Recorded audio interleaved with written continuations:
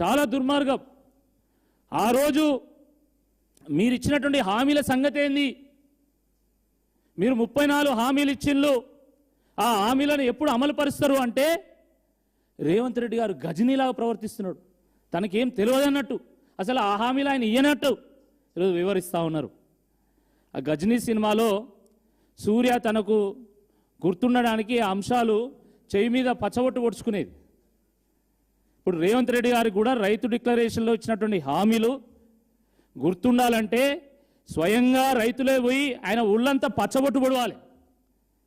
Rythu Bandhu 15,000, bonus 500, ఈ రకంగా ఇచ్చినటువంటి 34 హామీలు ఏవైతున్నాయో రేవంత్ రెడ్డి ఒళ్ళంతా పచ్చబొట్టు పొడిస్తే తప్ప ఆయన గుర్తుండేటట్టు లేదు. సిగ్గుండాలి రేవంత్ రెడ్డి గారికి.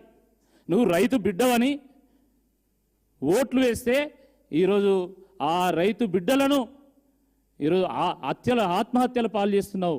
చాలా దుర్మార్గం, చాలా దుర్మార్గం.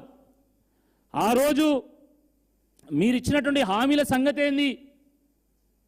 మీరు 34 హామీలు ఇచ్చిండ్రు. ఆ హామీలను ఎప్పుడు అమలు పరుస్తారు అంటే రేవంత్ రెడ్డి గారు గజనీలాగా ప్రవర్తిస్తున్నాడు. తనకేం తెలియదన్నట్టు, అసలు ఆ హామీలు ఆయన ఇయ్యనట్టు ఈరోజు వివరిస్తూ ఉన్నారు.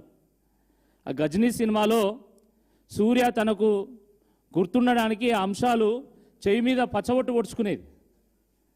ఇప్పుడు రేవంత్ రెడ్డి గారికి కూడా రైతు డిక్లరేషన్లో ఇచ్చినటువంటి హామీలు గుర్తుండాలంటే స్వయంగా రైతులే పోయి ఆయన ఒళ్ళంతా పచ్చబొట్టు పొడవాలి. రైతు బంధు 15,000, బోనస్ 500, ఈ రకంగా ఇచ్చినటువంటి 34 హామీలు ఏవైతున్నాయో రేవంత్ రెడ్డి ఒళ్ళంతా పచ్చబొట్టు పొడిస్తే తప్ప ఆయన గుర్తుండేటట్టు లేదు. సిగ్గుండాలి రేవంత్ రెడ్డి గారికి.